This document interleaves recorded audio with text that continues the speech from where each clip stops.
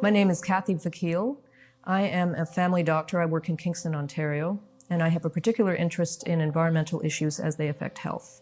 And my particular interest right now is the health effects of the nuclear industry. Well, if you remember your grade 12 chemistry and the periodic table, there are a number of what we call elements, and some of these are what we call radioactive, and what that means is they have this propensity to shoot off little subatomic particles and high energy photons from their nuclei. And when they do this, they then become another element, which then, if that's radioactive, will do the same thing and shoot off other little particles and photons. And it will keep doing this until it arrives at something that's stable. And this whole thing is called a decay chain.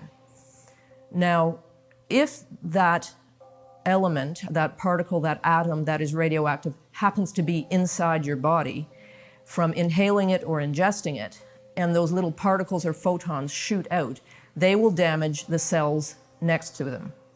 And if they damage the nuclei in the cells and the DNA, that's what we call DNA damage, and we know that that causes cancer and many other human illnesses. There have been a number of studies done worldwide looking at particularly childhood cancer, childhood leukemia in children living near nuclear reactors. This started in the UK in the 80s, and over time this has prompted other countries to do studies too. There was a very sentinel study that came out of Germany in 2008, which in the end, it was a very methodologically robust study which showed that children living within 5 kilometers of all of their 16 reactors had elevated almost double risk of childhood leukemia. And this study was replicated in France with pretty well the same findings in 2012. In Canada, we basically have not done any kind of similar robust studies.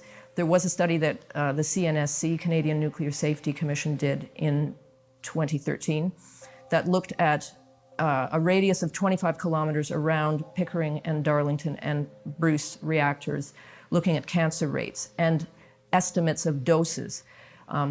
They found through their modeling that the doses were what they call minuscule, which I think is a problem with their modeling and computer formulas, because the actual amounts that are coming out of the stacks are much, much, much higher. And this is information that I acquired through Freedom of Information a few years ago. This study, another problem with it is that the radius was 25 kilometers, which is going to dilute out any increased rates within 5 kilometers. They did find increased rates of thyroid cancer and leukemia, which are very concerning, but they dismissed these. Another study that was done in the same year, 2013, looked at tritium levels. Tritium is a real concern, particularly in Canada, because our CANDU reactors produce much more of it than other kinds of reactors.